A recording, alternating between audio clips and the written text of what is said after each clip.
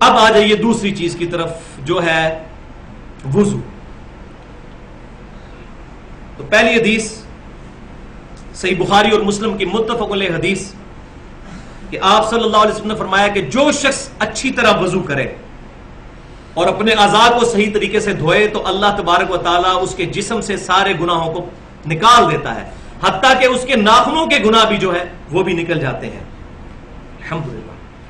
دوسری حدیث بھی صحیح بخاری اور مسلم کی متفق علیہ حدیث ہے کہ آپ صلی اللہ علیہ وسلم نے فرمایا جب مسلمان فرض نماز کا وضو اچھی طرح کرتا ہے، اس کے بعد خشوع خضوع سے نماز پڑھتا ہے، تو اس نماز سے پہلے جتنے گناہ ہوئے تھے اللہ تبارک و تعالیٰ معاف فرما دیتا ہے.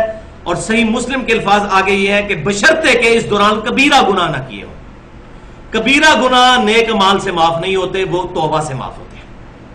تو یہ کہا جاتا ہے نا جو وضو کرنے سے یا نماز پڑھنے سے گناہ معاف ہو جاتے ہیں، اس سے مراد چھوٹے گناہ ہیں. آٹومیٹکلی وداؤٹ توبہ کے چھوٹے گناہ معاف ہو جاتے ہیں، لیکن بڑے گناہ جو ہیں کبیرہ گناہ، اب یہ ہماری بدقسمتی ہے کہ اکثر گناہ کبیرہ ہی ہیں. جھوٹ، چغلی، غیبت، گالی گلوچ، ماں باپ کی نافرمانی، اکثر گناہ جو ہیں وہ کبیرہ ہی ہیں. تیسری حدیث صحیح بخاری اور مسلم کی متفق علیہ حدیث ہے کہ آپ صلی اللہ علیہ وسلم نے فرمایا کہ میری امت کے لوگ جب قیامت والے دن بلائے جائیں گے تو ان کے چہرے، پیشانی اور یہ ہاتھ چمک رہے ہوں گے ان کے اعضائے وضو کی وجہ سے، لہذا تمہیں چاہیے کہ اپنی چمک کو بڑھاؤ. چوتھی حدیث صحیح بخاری اور مسلم کی متفق علیہ حدیث ہے کہ آپ صلی اللہ علیہ وسلم نے فرمایا کہ جب کوئی شخص نیند سے بیدار ہو تو اس کو چاہیے کہ وضو کرنے سے پہلے یا غسل کرنے سے پہلے اپنے ہاتھوں کو دھو لے. اس کو نہیں پتا کہ رات اس نے کہاں پر گزاری، یعنی ہوش میں نہیں ہوتا بندہ رات کے وقت. تو اسی کو فقہ کی ٹرمنالوجی میں مستعمل پانی کا مسئلہ کہا جاتا ہے.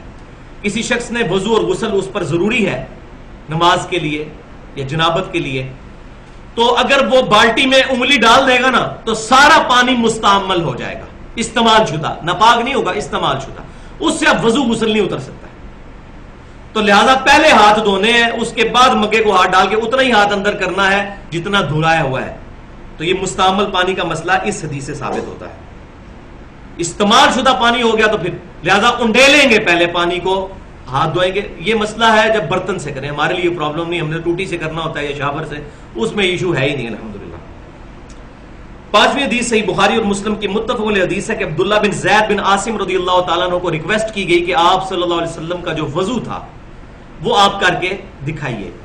تو عبداللہ بن عاصم رضی اللہ تعالیٰ عنہ، عبداللہ بن زید بن عاصم رضی اللہ تعالیٰ عنہ نے پانی کا برتن منگوایا، اس کو انڈیلا اپنے ہاتھوں پر 3 دفعہ اور 3 دفعہ اپنے ہاتھوں کو دھویا. پہلے انڈیلا، اس کے بعد اس برتن میں ہاتھ ڈالے، پھر 3 دفعہ ایک ہی چلو سے کلی اور ناک میں پانی ڈالا، یعنی وہی چلو منہ میں بھی پانی اور ساتھ ہی ناک میں. علیحدہ علیحدہ سے بھی ثابت ہے، لیکن مضبوط روایتیں بخاری مسلم کی یہی کہتی ہیں کہ ایک ہی چلو لینا چاہیے کلی اور ناک کے لیے. یہ بھی ایک امپورٹنٹ مسئلہ ہے جو لوگوں کو نہیں پتا. تو 3 دفعہ انہوں نے ایسا کیا، پھر انہوں نے برتن میں 3 دفعہ ہاتھ ڈالا اور 3 دفعہ اپنے چہرے کو دھویا، پھر برتن میں 3 دفعہ ہاتھ ڈالا، اپنا دایاں بازو دھویا، پھر 3 دفعہ ہاتھ ڈالا اور بایاں بازو دھویا. پھر آپ رضی اللہ تعالیٰ عنہ نے پانی لے کر ہاتھ پر ڈال کر اپنے دونوں ہاتھوں سے پورے سر کو، یہ پیشانی سے لے کر پیچھے تک یوں لے کے گئے اور پھر آگے لے کر آئے. اس طریقے سے سر کا مسح کیا. اور اس کے بعد آپ رضی اللہ تعالیٰ عنہ نے فرمایا میں نے وہی وضو کیا ہے جو آپ صلی اللہ علیہ وسلم وضو فرمایا کرتے تھے.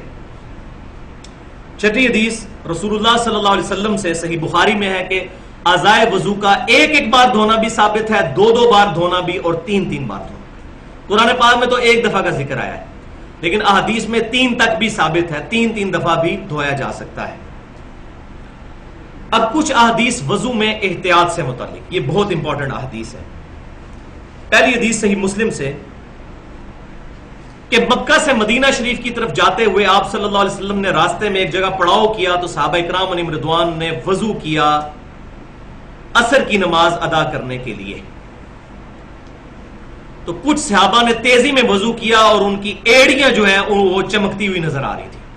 تو آپ صلی اللہ علیہ وسلم نے فرمایا کہ بے شک ایڑیوں کو خشک رہنے کی وجہ سے عذاب دیا جائے گا، وضو احتیاط کے ساتھ کیا کرو. تو اس سے بھی یہ بات پتہ چل گئی کہ وضو میں پاؤں کا دھونا ہی ضروری ہے، اور اس میں ایڑیوں کی خصوصاً سخت جگہ ہوتی ہے، سردیوں کے موسم میں اس کو صحیح طریقے سے ملنا چاہیے۔ دوسری حدیث جامعہ ترمذی اور سنن ابن ماجہ میں ہے کہ آپ صلی اللہ علیہ وسلم نے فرمایا کہ جب کبھی بھی تم وضو کرو تو اپنے ہاتھ اور پاؤں کی انگلیوں کا خلال بھی کرو۔ ہاتھ جب دھوئیں گے تو ہاتھ کی انگلیوں کا خلال کریں گے، اور جب پاؤں دھوئیں گے تو پاؤں کی انگلیوں کا بھی خلال کریں گے۔ اب احتیاط کا مطلب یہاں پر میں ایک چیز بتا دوں کہ یہ وضو کرتے ہوئے احتیاط کا مطلب اسراف بھی نہیں ہونا چاہیے اور کنجوسی بھی نہیں ہونی چاہیے، کیونکہ صحیح حدیث ہے، بخاری اور مسلم کی متفق علیہ حدیث ہے کہ آپ صلی اللہ علیہ وسلم ایک مد پانی سے وضو فرما لیا کرتے تھے، 600 گرام، یعنی آپ کی جو 1.5 لیٹر کی بوتل ہے اس کو آدھا کر لیں، اس سے آپ صلی اللہ علیہ وسلم وضو فرما لیا کرتے تھے۔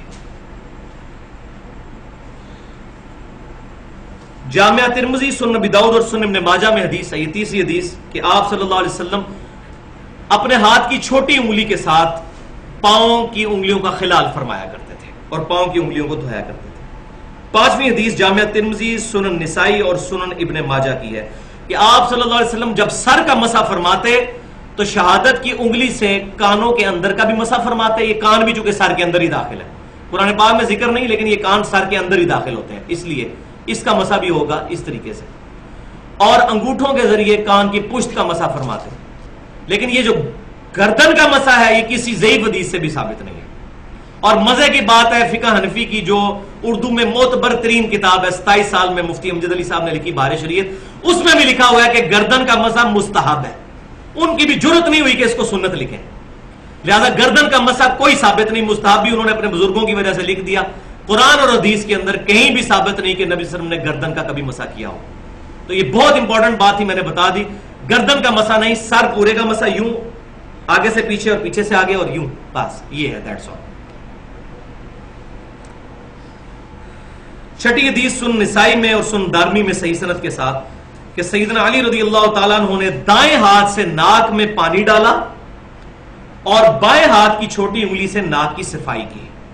تو اس سے یہ بات پتہ چلی کہ ناک کو بائیں ہاتھ سے صاف کرنا چاہیے۔ ساتویں حدیث جامعہ ترمذی اور سنن نسائی کے اندر موجود ہے کہ ابو حیا تابعی رحمۃ اللہ علیہ کہتے ہیں کہ سیدنا علی رضی اللہ تعالیٰ عنہ نے ہمیں ایک دفعہ مکمل وضو کر کے دکھایا پریکٹیکلی، جس میں آپ رضی اللہ تعالیٰ عنہ نے 3 دفعہ چہرے کو دھویا، 3 دفعہ پہلے ہاتھوں کو دھویا، پھر 3 دفعہ چہرے کو دھویا، بیچ میں کلی اور ناک والا بھی معاملہ۔ اس کے بعد آپ رضی اللہ تعالیٰ عنہ نے 3 دفعہ دونوں ہاتھوں کو بازوؤں سمیت دھویا، پھر پورے سر کا 1 دفعہ مسح کیا، پھر 3 دفعہ اپنے پاؤں کو دھویا۔ لہذا سیدنا علی سے بھی پاؤں دھونا ہی ثابت ہے، ہمارے پاس جو صحیح سند سے روایتیں پہنچی ہیں، یہ خصوصاً میں اہل تشیع کے حوالے سے بات کر رہا ہوں۔ اور پھر آپ رضی اللہ تعالیٰ عنہ نے وضو کا بچا ہوا پانی کھڑے ہو کر پیا، یہ بھی سنت ہے کہ لوٹے میں جو پانی بچ جائے اس کو کھڑے ہو کر پینا، زمزم کو کھڑے ہو کر پینا اور وضو کے بچے ہوئے پانی کو کھڑے ہو کر پینا سنت ہے۔ اور پھر سیدنا علی نے فرمایا کہ میرا وضو کرنے کا ارادہ نہیں تھا، میں نے صرف اس لیے وضو کیا کہ تاکہ تمہیں دکھاؤں کہ نبی صلی اللہ علیہ وسلم کس طرح وضو فرمایا کرتے تھے، تعلیم کے طور پر وضو سکھایا۔ 8ویں حدیث صحیح بخاری اور کے اندر موجود ہے تعلیقاً اور صحیح سند کے ساتھ، مسند امام احمد اور سنن نسائی میں موجود ہے کہ آپ صلی اللہ علیہ وسلم نے فرمایا کہ مسواک استعمال کیا کرو، اس میں تمہارے رب کی خوشنودی ہے، رب خوش ہوتا ہے مسواک استعمال کرنے سے۔ لہذا اگر دانتوں کے لیے کوئی ٹوتھ پیسٹ بھی استعمال کرتا ہے اور نیت دانتوں کو صاف کرنا ہے، اس کو بھی ثواب ملے گا۔ تو ٹوتھ پیسٹ آج کل استعمال کرنا ضروری ہے کیونکہ ہماری غذائیں بھی بڑی مرغن ہو چکی ہوئی ہیں، بہت چکنائی والی غذائیں۔ تو ٹوتھ پیسٹ اپنی جگہ استعمال کریں اور وضو کے ساتھ مسواک کو بھی استعمال کریں تاکہ اس کا ثواب بھی ملے، کیونکہ سنت ہے۔ اور صحیح بخاری اور مسلم کی متفق علیہ حدیث ہے کہ آپ صلی اللہ علیہ وسلم نے فرمایا اگر مجھے امت کی مشقت کا خیال نہ ہوتا تو میں امت کو حکم دے دیتا کہ وہ مسواک کریں، ہر نماز کے ساتھ، ہر وضو کے ساتھ۔ لیکن آپ صلی اللہ علیہ وسلم نے امت پر شفقت فرمائی اور اس چیز کو obligatory نہیں رکھا، آپشنل رکھ دیا۔ لیکن اس سے یہ رزلٹ نہیں نکالنا چاہیے کہ انسان اس سنت کو چھوڑ دے، اس کا یہ مطلب ہے کہ سنت بہت اہم ہے، اس پر عمل کیا جائے۔ اب 16ویں حدیث صحیح مسلم میں ہے کہ نبی صلی اللہ علیہ وسلم نے فرمایا کہ جو شخص وضو کرنے کے بعد پڑھ لے اشہد ان لا الہ الا اللہ وحدہ لا شریک لہ وَأَشْهَدُ أَنَّ مُحَمَّدًا عَبْدُهُ وَرَسُولُهُ، اللہ تعالیٰ جنت کے 8 دروازے اس کے لیے کھول دیتے ہیں۔ الحمدللہ۔ اس میں آسمان کی طرف دیکھنا انگلی اٹھانا شرط نہیں، وہ روایتیں بالکل ضعیف ہیں۔ صحیح مسلم میں بس اتنے ہی الفاظ ہیں کہ 8 دروازے کھل جائیں گے یہ دعا پڑھنے سے۔ اور 17ویں حدیث سنن نسائی الکبریٰ کے اندر صحیح سند کے ساتھ ہے کہ آپ صلی اللہ علیہ وسلم نے وضو کے بعد یہ دعا بھی پڑھی ہے، سبحانک اللہم وبحمدک اشہد ان لا الہ الا انت استغفرک واتوب الیک۔ اور ساتھ تابعی کے اقوال بھی موجود ہے، قول بھی، کہ جو شخص یہ پڑھے گا اللہ تعالیٰ اس دعا کو قیامت تک کے لیے اس کو محفوظ کر کے رکھ دے گا اور قیامت اس کا اجر عظیم عطا فرمائے گا۔ تو یہ محفل سے اٹھنے کی جو دعا ہے یہ وہی والی دعا وضو کے بعد بھی ثابت ہے، دیکھ لیں۔ اب میرے ایمان کا تقاضا ہے کہ میں چلتے چلتے وضو کی جب بات ہوئی ہے تو اب میں آخری ایک حدیث اپنے ایمان کو تازہ کرنے کے لیے بیان کر دوں۔ صحیح بخاری میں کتاب الشروط چیپٹر میں 4تھی حدیث ہے۔ سیدنا عربہ بن مسعود رضی اللہ تعالیٰ عنہ جو اس وقت تک مسلمان نہیں ہوئے تھے، صلح حدیبیہ کے موقع پر وہ کافروں کی طرف سے ایجنٹ بن کر نبی صلی اللہ علیہ وسلم کے پاس آئے، اور جو کچھ پھر انہوں نے دیکھا وہ وجد آمیز منظر ہے۔ عربہ بن مسعود کہتے ہیں کہ میں نبی صلی اللہ علیہ وسلم کی طرف ڈائریکٹ تو دیکھتا نہیں تھا، تو کنکھیوں سے ایسے کر کے دیکھتا تھا، ایسے ڈائریکٹ دیکھتے تو ظاہر روپ پڑتا تھا جناب، دل ہلتا تھا، پیغمبر کا چہرہ یہ جھوٹے کا چہرہ نہیں ہو سکتا، اور بعد میں وہ ایمان بھی لے آئے۔ اور صحیح مسلم میں حدیث ہے کہ عیسیٰ بن مریم کی شکل عربہ بن مسعود سے ملتی ہے۔ یہ وہ عربہ بن مسعود ہیں جو بعد میں مسلمان بھی ہوئے، پھر عبداللہ بن مسعود کے چھوٹے بھائی۔ وہ کہتے ہیں کہ میں کنکھیوں سے یوں تھوڑی دیر بعد یوں کر کے دیکھتا تھا۔ کہتے ہیں اللہ کی قسم میں بڑے بڑے بادشاہوں کے دربار میں گیا، میں نے کسی بھی بادشاہ کی اتنی تعظیم نہیں دیکھی جتنی محمد صلی اللہ علیہ وسلم کے اصحاب محمد صلی اللہ علیہ وسلم کی کرتے ہیں۔ خدا کی قسم نبی صلی اللہ علیہ وسلم جب وضو فرماتے ہیں تو وہ آپ صلی اللہ علیہ وسلم کے وضو کا پانی نیچے نہیں گرنے دیتے۔ آپ صلی اللہ علیہ وسلم کا بلغم شریف بھی صحابہ کے ہاتھوں پر آتا ہے، اور اگر کسی صحابی کو نہیں ملتا تو وہ دوسرے کے ہاتھوں سے مل کر اپنے چہرے پر ملتا ہے، اور قریب تھا کہ نبی صلی اللہ علیہ وسلم کا تھوک مبارک حاصل کرنے کے لیے آپس میں لڑ پڑے۔ اور جب آپ صلی اللہ علیہ وسلم بات کرتے ہیں تو اتنی تعظیم سے سنتے ہیں اور اتنی خاموشی سے کہ گویا پرندے ان کے سروں پر بیٹھے ہوئے ہیں، اور آپ صلی اللہ علیہ وسلم کے روب کی وجہ سے نظریں اٹھا کر آپ صلی اللہ علیہ وسلم کی طرف نہیں دیکھتے۔ کہتے ہیں میں بڑے بڑے بادشاہوں کے دربار میں گیا لیکن کسی کی ایسی عزت میں نے نہیں دیکھی۔ لیکن آج وہ بدبخت بھی ہیں کہ جنہوں نے اپنے صوفیاء اور بزرگوں کے بارے میں چیزیں منسوخ کی ہیں، ان کے وضو کا پانی اور جھوٹا پیتے ہیں اور اس کو کمپیئر کرتے ہیں نبی صلی اللہ علیہ وسلم کے ساتھ۔ ایسے ظالموں کو تو انشاءاللہ قیامت والے دن اللہ تعالیٰ ہی پوچھے گا، سبحانک اللہم وبحمدک اشہد ان لا الہ الا انت استغفرک واتوب الیک۔ جو حق بات میں نے کہی اللہ تعالیٰ ہمارے دلوں میں راسخ فرمائے، اگر کوئی غلط بات میرے زبان سے نکل گئی جس بات میں اللہ تعالیٰ ہمارے دل سے محو کر دے، ہمیں کتاب و سنت اجماع کی تعلیمات پر عمل کرنے کی توفیق عطا فرمائے۔